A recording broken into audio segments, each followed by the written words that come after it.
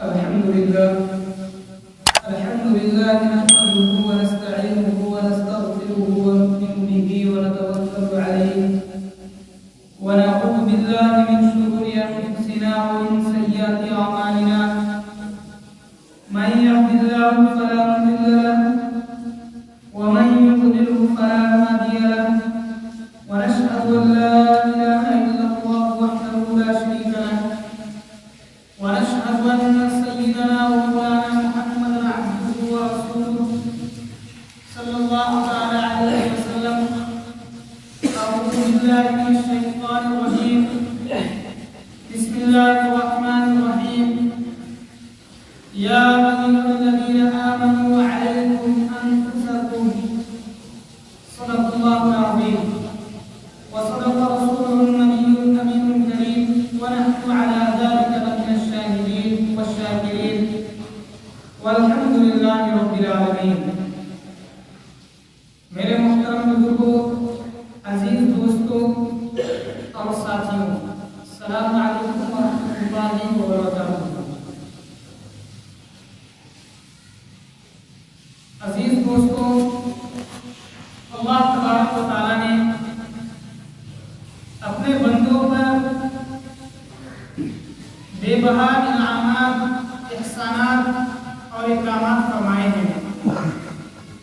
اگر اللہ تبارک و تعالیٰ کے احسانات اور اکرامات کو انسان شمار کرنا چاہے تو شمار نہیں کر سکتا. بہرحال ہمیں اللہ تبارک و تعالیٰ کے انعامات، اللہ کی نعمتوں اور اللہ کے احسانوں کا شکر ادا کرنا چاہیے. میرے بھائیوں، میں نے آپ حضرات کے سامنے ایک آیت کریمہ پڑھی. اللہ تبارک و تعالیٰ ارشاد فرماتے ہیں، یا ایھا الذین آمنوا علیکم انفسکم. اے ایمان والو، اپنی ذات کی فکر کرو. علیکم انفسکم، اپنے آپ کو دیکھو، اپنی ذات کی فکر کرو. آج اس دور کے اندر ہم لوگوں کے اندر ایک بیماری ہے جو لا علاج بنتی چلی جا رہی ہے.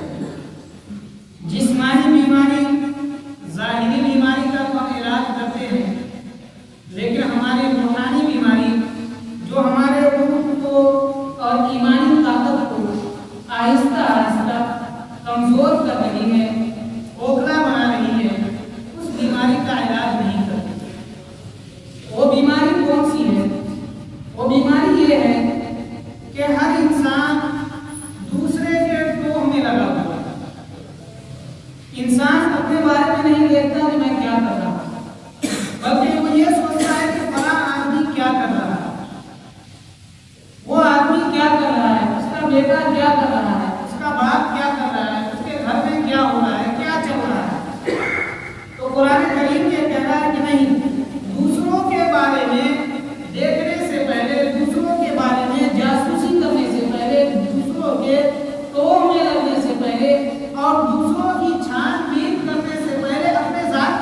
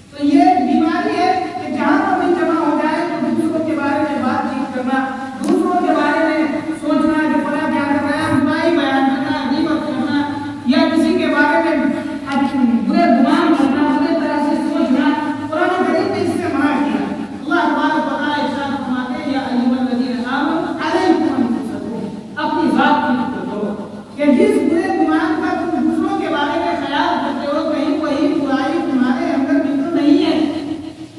अगर है तुम्हारे अंदर तो दूसरों का सोचना है। पहले अपने अंदर से उस बुराई को खत्म करो, पहले अपने अंदर से उस बुराई को रफा दफा करो, फिर उसके बाद आएगा सोचना। तो इस बुराई को हम खत्म करेंगे। कैसे खत्म करेंगे, किस तरीके से खत्म किया है, क्या इसका इलाज है, क्या इसका तरीका है, कैसे हम इसकी तरफ रायाब होंगे? तो अल्लाह तबारक व तआला ने इस बुराई के खात्मे के लिए हमारे सामने एक आइडिया पेश किया, हमारे सामने एक नमूना पेश किया कि तुम्हारे लिए हम जिंदगी गुजारने का एक नमूना पेश करते हैं। कुरान करीम में अल्लाह तबारक व तआला ने इरशाद फरमाया, लक़द काना लकुम फी रसूलिल्लाहि उस्वतुन हसनह, कि तुम अच्छी तरह जिंदगी कैसे गुजारेंगे, इन बुराइयों से कैसे बचेंगे। अल्लाह तबारक व तआला ने कहा कि हमने रसूलुल्लाह सल्लल्लाहु अलैहि वसल्लम की ज़ात अक़दस के अंदर एक बेहतरीन नमूना पैदा फरमाया है। लक़द काना लकुम फी रसूलिल्लाहि उस्वतुन हसनह, बेहतरीन नमूना अल्लाह तबारक व तआला ने अल्लाह के रसूल सल्लल्लाहु अलैहि वसल्लम की ज़ात अक़दस के अंदर पैदा फरमाया। हज़रत हसन बिन साबित रज़ियल्लाहु तआला अन्हु इरशाद फरमाते हैं अपने शेर में, अल्लाह के रसूल सल्लल्लाहु अलैहि वसल्लम के हुस्न खूबी को बयान फरमाते हैं और कहते हैं, वा अहसन मिन कलम तरफ़तु ऐनी। हज़रत हसन फरमाते हैं कि आपसे बेहतर मेरी आंखों ने आज तक देखा नहीं। यानी अल्लाह के रसूल सल्लल्लाहु अलैहि वसल्लम की ज़ात मुबारक, ज़ात अक़दस कैसी थी, हज़रत हसन बिन साबित रज़ियल्लाहु तआला अन्हु ने उसको बयान फरमाया, का वा अहसन मिन कलम तरफ़तु ऐनी, कि मेरी आंखों ने आपसे ज्यादा खूबसूरत आज तक देखा ही नहीं। फिर उसके बाद हज़रत हसन दूसरे मिसरे के अंदर इरशाद फरमाते हैं, व अजमल मिन कलम कानितिन निसाउ, कि किसी भी माँ ने आपसे ज्यादा हसीन और खूबसूरत बच्चा आज तक जन्मा नहीं। यानी दुनिया के अंदर जितने भी लोग वजूद में आए, उसके कहीं सबसे ज्यादा अगर कोई शख्स बेहतर है और इंसानियत के अंदर तकलीफ के एतबार से अगर कोई सबसे बढ़कर और बेहतर है तो अल्लाह के रसूल सल्लल्लाहु अलैहि वसल्लम की ज़ात मुबारक। वाजमल मिन कलम कानितिन निसाउ, कि माओ ने, औरतों ने अभी तक आपसे बेहतर और आपसे खूबसूरत बच्चा नहीं जन्मा। फिर उसके बाद अल्लाह के रसूल सल्लल्लाहु अलैहि वसल्लम के बारे में हज़रत हसन बिन साबित फरमाते हैं, खुलिक़्ता मुबर्रअन मिन कुल्ली ऐबिन, कि आप तमाम उयूब से पाक पैदा किए गए, आपके अंदर किसी भी तरह की कोई ऐब नहीं है। क्यों ऐब नहीं? इसलिए कि पैगंबर को होता है कि कौम का रहनुमा होता है, कौम का लीडर होता है, कौम का मुक़्तदा होता है, कौम को लेकर चलने वाला होता है। और अल्लाह के रसूल सल्लल्लाहु अलैहि वसल्लम की ज़ात अक़दस के अंदर अगर किसी भी तरह की कोई ऐब होती या किसी भी तरह का कोई नुक्स होता तो दुनिया वाले आपको ताना देते और कहते, ये रहनुमाई के लायक नहीं, ये इख्तियार के लायक नहीं, ये आदमी हमारा लीडर नहीं बन सकता, ये आदमी हमारा मुक़्तदा नहीं बन सकता। इसलिए देखो इसके अंदर खराबी मौजूद। तो जो अंबिया और नबी होता है, जो अंबिया किराम होते हैं और जो नबी होता है, वो तमाम उलूम से उसको पाक पैदा करवाया जाता है ताकि वो लोगों को लेकर के चले। बहरहाल हज़रत हसन फरमाते हैं, खुलिक़्ता मुबर्रअन मिन कुल्ली ऐबिन, कि तमाम उलूम से आपको पाक पैदा फरमाया गया। फिर उसके बाद फरमाया, खुलिक़्ता मुबर्रअन मिन कुल्ली ऐबिन कअन्नका क़द खुलिक़्ता कमा तशाउ। हज़रत हसन ने फरमाया कि आप ऐसे ही पैदा किए गए जैसा कि आपने चाहा। हज़रत हसन बिन साबित रज़ियल्लाहु तआला अन्हु ने अल्लाह के रसूल सल्लल्लाहु अलैहि वसल्लम की ज़ात अक़दस के बारे में इरशाद फरमाए। बहरहाल अल्लाह तबारक व तआला ने हमारे लिए एक नमूना और एक आइडिया बयान किया कि आप अपनी जिंदगी कैसे गुजारो। तो उसके लिए हमारे सामने एक आईना अल्लाह के रसूल सल्लल्लाहु अलैहि वसल्लम की ज़ात अक़दस की सूरत में हमारे सामने एक आईना बयान फरमाया कि ये अल्लाह के रसूल सल्लल्लाहु अलैहि वसल्लम की ज़ात अक़दस तुम्हारे सामने आईना है। इस आईने में अपने आप को देखो और जहाँ जहाँ जो खराबियाँ हैं उस खराबियों को आहिस्ता आहिस्ता अपने अंदर से रखना पड़ेगा। अल्लाह के रसूल सल्लल्लाहु अलैहि वसल्लम की ज़ात ये हमारे लिए आइडिया है, हमारे लिए आइडिया, हमारे लिए नमूना है। किस चीज़ में नमूना है, किस चीज़ के अंदर आइडिया है? तो कहा सिर्फ जिंदगी गुजारना नहीं बल्कि तमाम चीज़ों के अंदर अल्लाह के रसूल सल्लल्लाहु अलैहि वसल्लम की ज़ात अक़दस हमारे लिए नमूना मुआशरत के अंदर, हमारे लिए नमूना जिंदगी गुजारने के अंदर, हमारे लिए नमूना खरीद व फरोख्त के अंदर, हमारे लिए नमूना घर के अंदर किस तरीके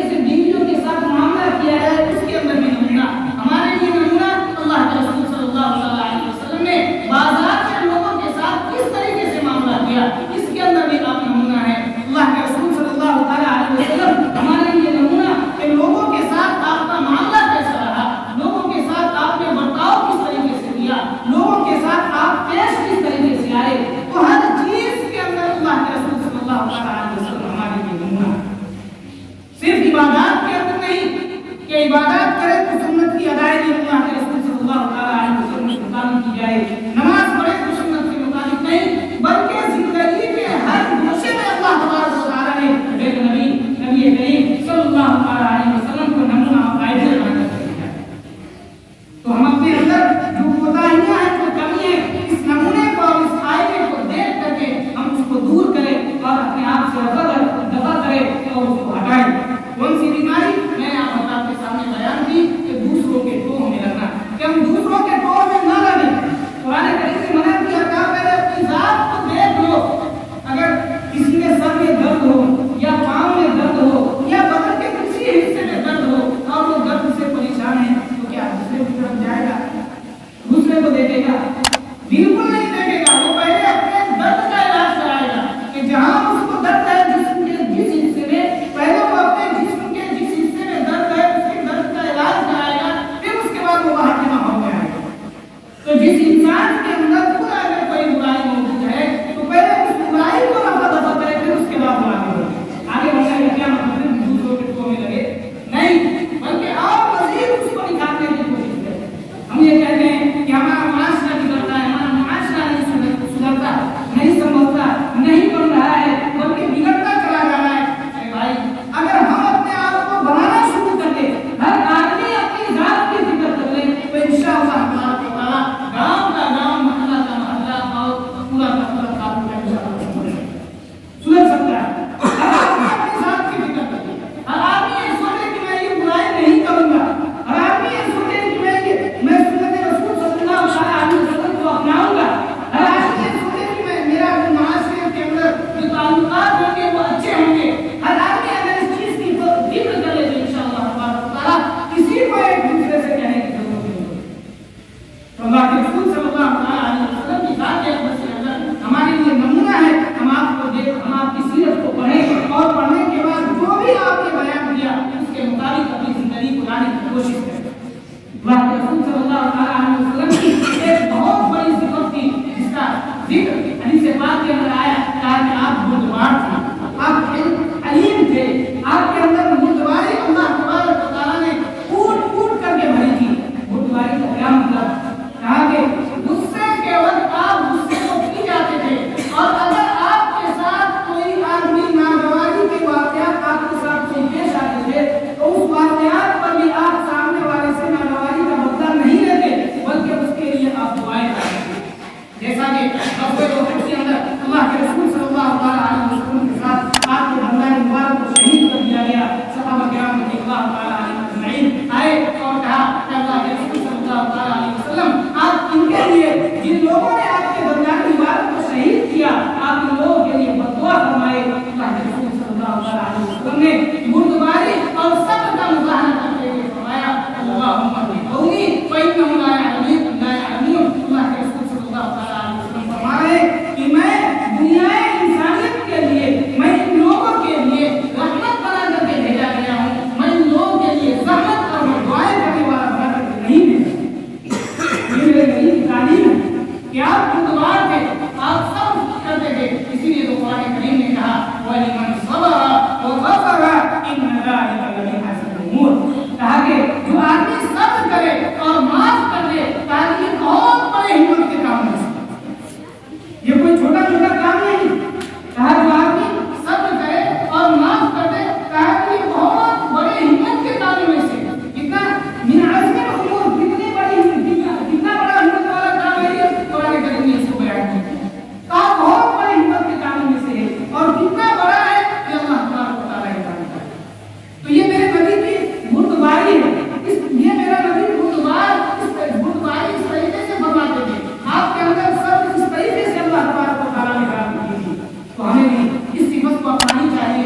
ہم تھوڑی تھوڑی باتوں پر ترنت پیش میں آ جاتے، ترنت غصے میں آ جاتے، ترنت بدلہ لینے کے گھر پہ آ جاتے۔ اللہ کے رسول صلی اللہ علیہ وسلم کا ہنگامی مبارک شہید ہوا، آپ نے تو دور کی بات، بلکہ قاضی نیاز فرماتے ہیں کہ آپ نے بدلہ نہیں کیا، اس کے اوپر مزید ان کے لیے 3-4 چیزوں کی دعائیں دی۔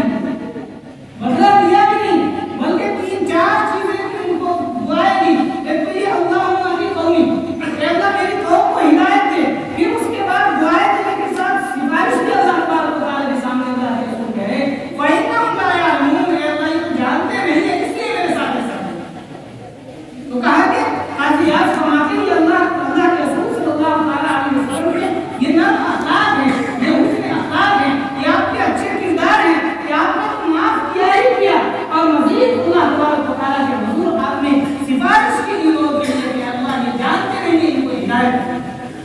تو یہ میرے نبی صلی اللہ علیہ وسلم کی اخلاق ہے کہ آپ کس طریقے سے لوگوں کے ساتھ معاملہ فرماتے ہیں. میرے بھائی بہت ہی درد دل سے کہتا ہوں کہ ہم لوگ باہر میں بہت اچھے معاملات کرتے ہیں, لوگوں کے ساتھ ہمارے معاملات بہت اچھے, لیکن گھروں کے اندر ہماری ماؤں کے ساتھ, بہنوں کے ساتھ, بیویوں کے ساتھ, پھوپھیوں کے ساتھ, خالوں کے ساتھ, گھر کے اندر سینکڑوں طرح کے جھگڑے موجود ہیں اور باہر کے اندر ہم لوگ کچھ کرتے رہتے ہیں.